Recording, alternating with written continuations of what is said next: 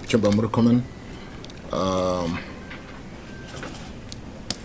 Let me also acknowledge the presence of the IG, the presence of PS Daga, PS Ololtua. You should come here. Can you guys come behind? IG sit here. There's another seat here. Yes, you can stand. Yes, come and sit here. Podo, the airport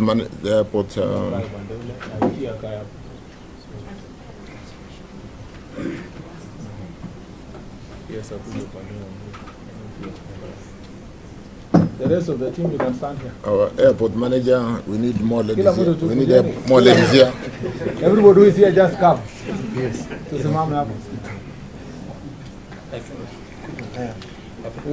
Everybody who signs. Last KQ. Enjoy. Even the IG.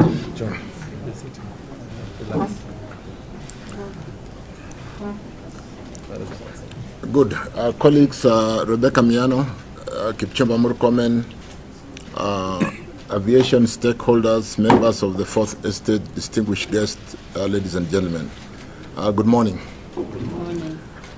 It's my honor to address you today as we gather for this significant occasion, the signing of the JKIA Service Charter. This milestone today represents a shared commitment by government ministries, agencies, and stakeholders to position Kenya as a leading aviation hub in the region and beyond. The aviation sector, ladies and gentlemen, is a critical pillar of our economy, serving as a gateway for trade, tourism, and international connectivity. Recognizing its importance, the government has prioritized reforms aimed at enhancing operational efficiency and customer experience at our airports. Today's event marks a key step in realizing this vision. The JKIA Service Charter has been developed collaboratively by agencies operating at our airports, guided by the principles of synergy, collaboration, and coordination. It seeks to streamline governance structures and establish clear escalation mechanisms and provide robust framework for monitoring and evaluation. These measures will ensure that all government ministries and departments operating at our airports work seamlessly together to deliver world-class services to travelers and stakeholders alike. Going forward, customers will experience the one airport, one team under the administrative management of Kenya Airports Authority. We acknowledge that delivering excellent customer service and fostering a positive public image are mutual interests shared by all parties involved in airport operations. Therefore, we must embrace the spirit of partnership and collaborative responsibility to achieve service improvement that reflect the highest standard of professionalism and efficiency. Under the leadership of the Kenya Airports Authority, this charter will serve as a guideline, as a guiding framework for enhancing service standards across all touch points at our airports. It will enable prompt and coordinated responses to customer needs while fostering an environment that prioritizes excellence in service delivery. I'm confident that this collaboration will significantly improve customer service, customer experience at JKIA and other airports across the country. As a government, we remain steadfast in our commitment to improving airport infrastructure through both short-term action and mid-term plans. These efforts are designed not only to enhance operational capacity, but also to ensure that Kenya's airports meet international benchmark for quality and reliability. I wish to commend my colleagues who are here with me and the entire management team, that the cabinet, secretaries for Interior, National Administration, National Treasury and Economic Planning, Tourism and Wildlife, and their respective teams for their dedication to this initiative. Your leadership, colleagues, has been instrumental in delivering and driving reforms that will transform Kenya's aviation sector into a one global repute, a world global repute. In conclusion, ladies and gentlemen, let us reaffirm our collective resolve to implement the JKIA Service Charter effectively. Together, we can deliver an exceptional airport experience that reflects Kenya's status as a premium destination for business, leisure, and investment. I thank you. Let me just allow my colleagues to make one or two comments if they wish to do so, and then we can take a few questions. Let me start with Rebecca. Thank you very much. Remove the mics. Connect the mics instead.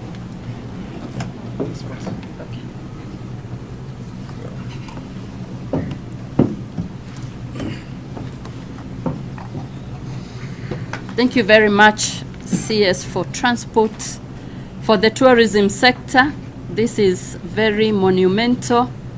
Even as we gear towards achieving the steep targets that we have of welcoming 5 million international visitors annually from the year 2027, the airport customer experience is critical to supporting our target. And we are glad to see that already a lot of progress has been done since we were here on 31st of January 2025. And we want to commend all the teams that are working towards improving the airport experience. And we really want to work together with all the stakeholders that are here. We look forward to making Kenya the best destination that we are, and that is really supported by the entry at the airport, because we know that the airport is the first contact by our visitors. As a ministry, we are also working together with the Ministry of Transport, KAA, to open a customer service or an information center for tourists, and also working on branding our airport appropriately, so that from the word go, everyone can experience the magical Kenya brand. Thank you very much.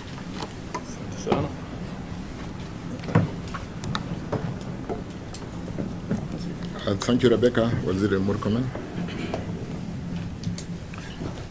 Thank you very much. This is an historic event, considering that it has been the desire of the Republic of Kenya to have a functioning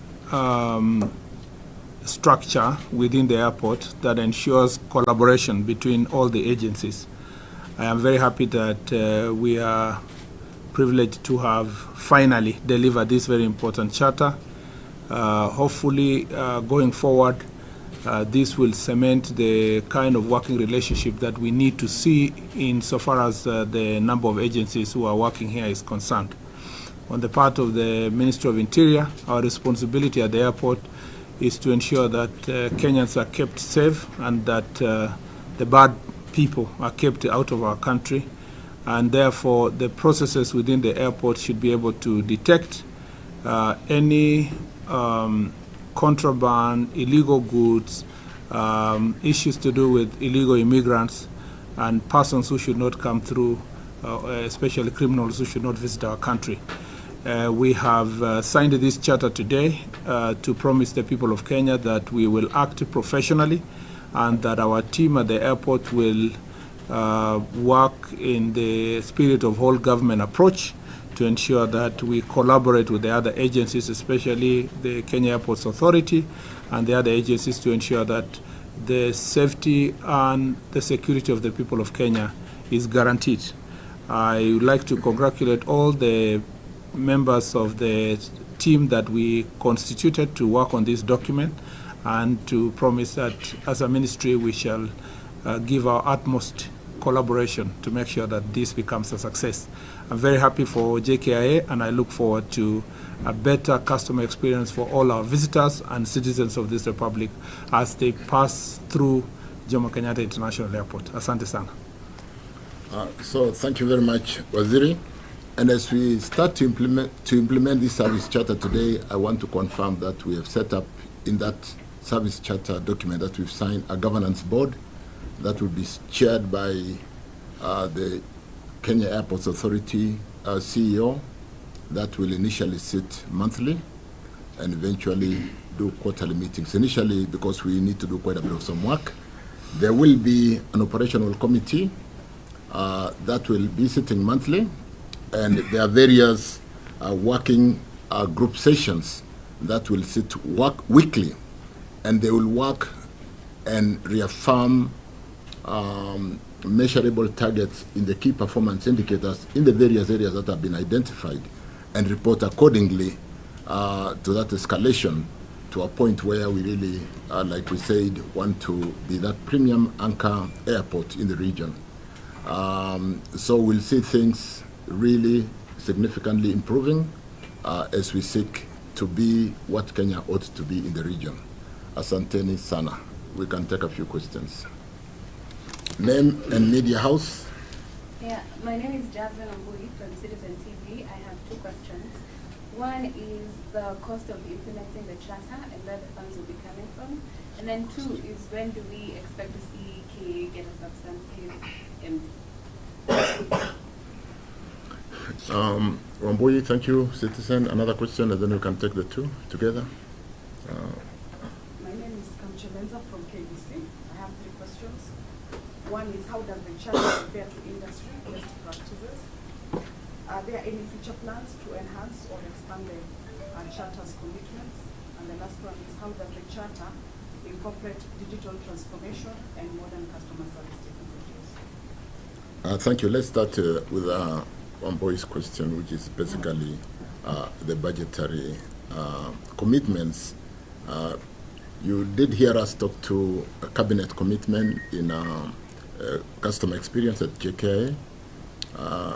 You've seen us, not the first time, this is the third time we are sitting here. We basically are working on housekeeping issues, and we're saying everybody does their part as a one team, and basically collect that information through the management board on monthly basis initially, and eventually quarterly. And we really want to have visibility in the areas which needs improvement. So when you retire from here to look at the service charter, you'll actually see performance indicators for every service level delivery in every area that is measurable. And therefore, when we meet to basically collect this report, will be, if the ranking is a 5 and you are doing a 3, we'll be seeking to understand what support we need. If it's a monetary support, we'll provide the budget accordingly, because this is, we are a revenue airport. We make money.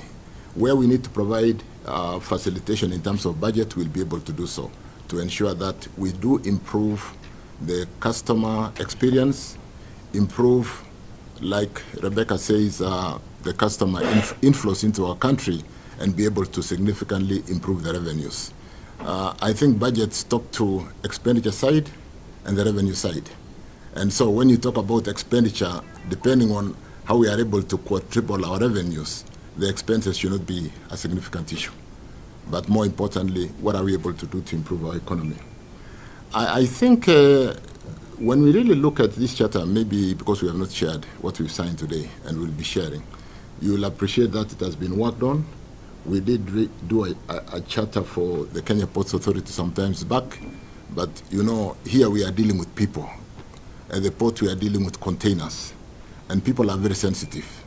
When you open a bag for a customer, and they feel a bit like it should have been more done discreetly, and you are doing it in the open, those are the things we are talking about. Because if those machines we saw do identify the need to really get the bag from a machine scanning to a physical interpretation of what is in that bag, we need to do it in a way that is humane, so that the customers understand that their respect has been maintained, not the way we've done it in sometimes opening as the customers pass by and so on and so forth. So the various targets, performance targets, as you will see, like I said in that charter, have been defined for KAA, for ICAO, for rather Kenya Civil Aviation, for the plant, KEFIS, if there are plants which have been stuck into that bag, do they meet, are they transporting what may cause us a problem in terms of spread of a certain plant, we're an agricultural economy and so on and so forth. So security items that may hamper the security and compromise, or even whether there are harmful substances that are not allowed in our country. So we will be working very closely together, like I said, one airport that delivers a service seamlessly without getting to know I'm dealing with a police officer, I'm dealing with a CAFIS officer, I'm dealing with a border control officer. When you go up at the border control terminals today, where we saw 8 terminals, today all of them are open at peak hours, and we are monitoring to basically ensure that if the time allowable to clear every customer is 30 seconds, we'll be doing random sampling to make sure that we meet those targets and ensure that we do deliver what is best for this country and improve customer experience, improve the business of the tourism, because we are a tourist destination, and even setting up Nairobi as a financial center. You need to come in seamlessly and go out seamlessly, very quickly, and so on and so forth. Hello, sir. My name is Noah. Maybe before let me just add something there, that on the budget issue, because I know this question had been asked before, now it's being asked again. You need to understand that the charter is meant to do away with silo mentality. It is the same people under the same budget that they have being asked to work together as a team and avoid this idea of saying that this is my turf, this is my jurisdiction, I'm not supposed to report to any other agency within the airport. As a result, the charter creates one center of accountability, and that center of accountability is led by the KA.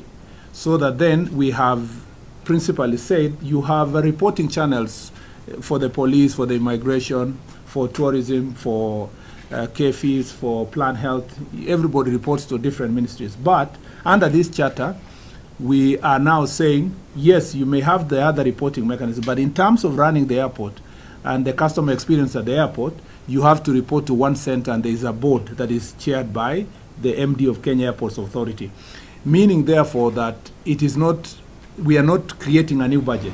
We are saying synergize your energies around the airport using the same budget to deliver results in a coordinated manner. If there is need to now improve any area within the airport, then that budget will be provided in due course. There is, to just answer your question straight, there is no extra money being put so that the charter can be done. It is the existing budgets in different agencies being implemented in a manner that is coordinated and avoids silo mentality. And I think that's why I'm also asking when KA is going to get a substantive MD, because clearly it's taking on a leading role in this. The KA substantive MD is a work in progress. We did advertise, we closed, but we did have some legal, somebody went to court. So it's a work in progress. Thank you. Thank you for clarifying on the budget. It wasn't clear initially. My name is Noah from Chirchir. How does this marry into the bigger vision of the national aviation policy that you have in the country? And secondly, I think JKIA has been for a long time strained. We are receiving so much. Whereas the facilities within, they're not as modern as we would like it to be. So as much as the charter addresses the soft issues of workability within the airport, talk to me how the larger vision of accommodating 30 million visitors by 2030 here and modernizing the airport is actually the charter is supporting that.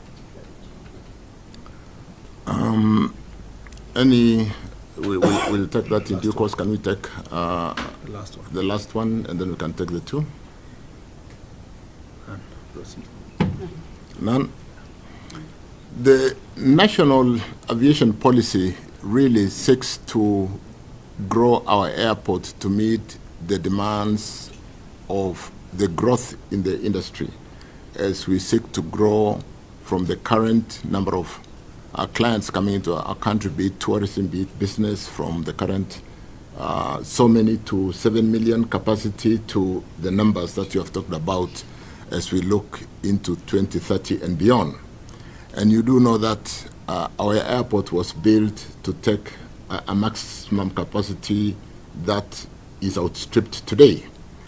And so I think the question now that you're really talking about is how do we seek to build and improve the resources and the capacity of our airport to be able to accommodate those numbers that we seek to accommodate as we grow our tourism numbers into the numbers that Rebecca Miano talked about.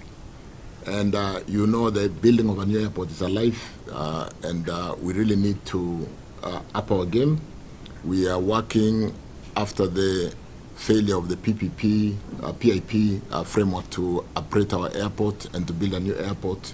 We sit on an airport that got burnt in 2014, and part of our airport is really roofed on tents that you have witnessed occasional leaking when there are heavy rains and storms.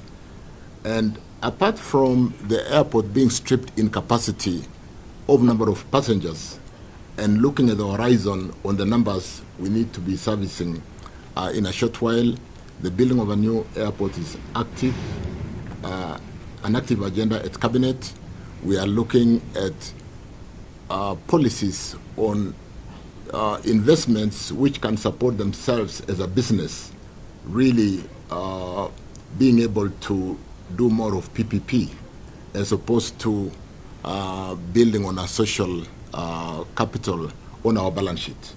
The fiscal headroom that we have today to be able to support things that we need to support more in social, like education, like the health sector, and more of the areas where government needs to really pay more attention, cannot really compete with investments which can draw their own revenue, run their own balance sheet, and be able to service the kind of debt. So we are looking at airport today as a snippet of what did not quite work on airport going out on its balance sheet and taking a facility to develop a new airport the way Kenyan borrows on its balance sheet. So we'll be looking at KAA on its balance sheet, working with various DFIs, be it EXIM or export credit, whether the export credit will come with conditions of concessioning. Airport should be able to leverage on its balance sheet to develop a new airport so that the airport is not competing with the social infrastructure investment that we need to do in education, in health, and in the various social areas like food security and supporting the various challenges that we face from time to time and which we sometimes support as, which we need to support as a government. So going forward, we are looking at a framework that JKI can leverage on its balance sheet, invite cost-effective or the cost of money that is fairly competitive, that can return on investment in terms of the cost of capital, and develop for us a new airport. So in a short while, we'll be coming back through Cabinet to seek a framework, approve a framework that will allow JKIA to leverage on its balance sheet, work with various DFIs, and develop for us a new airport in the time frame that is conscious of what is happening in the region in terms of competitive advantage for Kenya comparing with other regions who have gone ahead of us and developed modern airports. We need to attract the numbers. We don't want visitors coming to Kenya to come through our neighboring as hubs. We really want to take that advantage and continue to have Nairobi as a hub. And so in terms of national aviation policy, we are conscious. We are working around the clock. We do know that the PIP could have faced a challenge. And even when we leverage on the balance sheet of JKIA to look at various DFIs with the cost of capital, return on capital, or return on equity, and so on and so forth, we will be looking at a competitive process, even as we get those DFIs to come in. I think, conscious of time, we'll be doing that very quickly so that the kind of numbers we are receiving in our airport today do have that kind of space to handle the kind of numbers that we seek to be handling in a short while and going forward. Thank you. Asante. Thank you so much.